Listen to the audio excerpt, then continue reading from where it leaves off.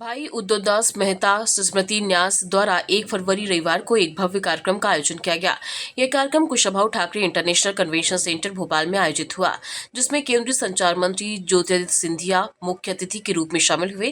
कार्यक्रम में संघ चालक अशोक पांडे, सांसद आलोक शर्मा, बैरसिया विधायक विष्णु खत्री और नगर निगम अध्यक्ष किशन सूर्यवंशी भी विशेष रूप से उपस्थित रहे। भाई उद्योदास मेहता स्मृति न्यास पिछले 28 वर्षों से प्रदेश के शीर्ष आयुर्वेद चिकित्सकों को सम्मानित करता आ रहा है।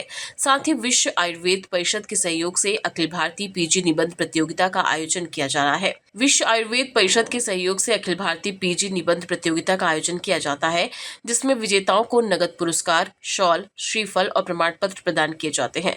इसके साथ ही पंडित उद्योदास मेहता समाज सेवी पुरस्कार के अंतर्गत समाज सेवियों को सम्मानित किया जाएगा और न्यास द्वारा किए जा रहे सामाजिक कार्यों, रक्तदान शिविर और निःशुल्क चिकित्सा शिविर को भी सम्मानित किया जाएगा। सामने से नहीं लेकिन पीछे से निर्देशक के रूप में ये भाई जी का योगदान रहा है भोपाल के ताना बाना बनाने में, और ये योगदान उनका भोपाल की जनता, प्रदेश की जनता और देश की जनता को कभी भूलना नहीं चाहिए।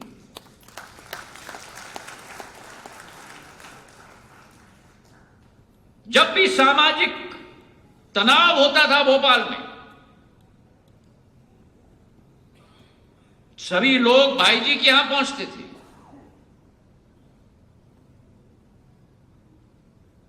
और उनका कथन आखिरी कथन होता था। जो उन्होंने कहा, हर समाज का व्यक्ति उनके कथन का पालन करता था।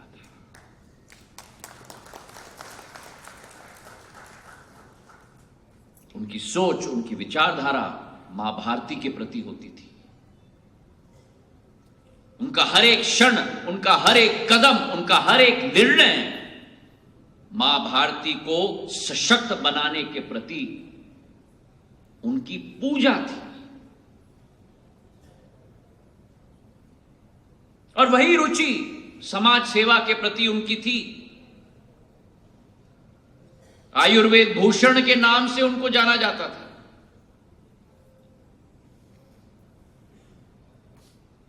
और आयुर्वेद के लिए सदैव उन्होंने जी जान की मेहनत की। उन्होंने झंडा फहरा दिया पोस्ट ऑफिस के ऊपर, खुशियां चलने लगी, मिठाइयां बंटने लगी। ये बात भोपाल के नवाब हमीदुल्ला को पता लगी तो ये बात को वो सहन नहीं कर पाया और भोपाल के नवाब हमीदुल्ला ने अपनी पुलिस को पहुंचाया और जुमराती पोस्ट मास्टर को अंदर से मारते हुए बाहर लाए और हमारे तिरंगे को लातों जूतों से कुचला। और यहीं से शुरू हुई तत्कालीन नौजवान कि जब तक इस भोपाल से नवाब हमीदुल्ला की सल्तनत को उखाड़ नहीं फेंकेंगे तब तक शांत नहीं बैठेंगे। और उसमें जो सबसे पहले भोपाल को आजादी दिलाने वाले योद्धा थे वो थे हमारे भाई जी उद्योदास जी मेहता, भाई रतन कुमार जी, भाई बालकृष्ण गुप्ता, प्रोफेसर अक्षय कुमार, मोहिनी देवी, चंपा चारूपा, डॉक्टर शंकर दयाल शर्मा। वो तत्कालीन नौजवानों ने एक बड़ी लड़ाई लड़ी। वो बड़ी लड़ाई लड़ने के बाद भोपाल सीओ ये रायसेन का उदयपुरा तक इसकी रियासत थी और इस रियासत में एक बड़ी लड़ाई लड़ी गई। 5 लोग मौत के आगोश में सो गए, पर ये कहां मानने वाले थे। और उसमें से एक तो स्वतंत्रता संग्राम सेनानी बालकृष्ण गुप्ता, जो कि उदयपुरा एक तहसील है, बुराज करके स्थान है, वहां से तैरते हुए होशंगाबाद गए और होशंगाबाद से उन्होंने देश के 2 पुरुष सरदार वल्लभ भाई पटेल को तार किया। जब ये तार लोह पुरुष सरदार वल्लभ भाई पटेल को मिला तो उन्होंने कहा कि भोपाल का नवाब ऐसे नहीं मानेगा, जब सीधी उंगली से घी नहीं निकलता तो टेढ़ी करना पड़ेगी। और नवाब फिर लोह पुरुष सरदार वल्लभ भाई पटेल ने चिरपरिचित अंदाज के अंदर नवाब को समझाया। तब जाकर हमारा भोपाल 2 साल के बाद 1 जून 1949 को आजाद हुआ। भोपाल को आजादी कब मिली? जरा जोर से बताइए। ये आप भी अपने बच्चों को बताइए। और मैं बताना चाहता हूं कि जब मैं भोपाल का महापौर बना उसी दिन से मैंने नगर निगम में प्रस्ताव पारित किया कि भोपाल का आजादी दिवस, भोपाल का स्वतंत्रता दिवस हम 1 जून 1949 को मनाएंगे।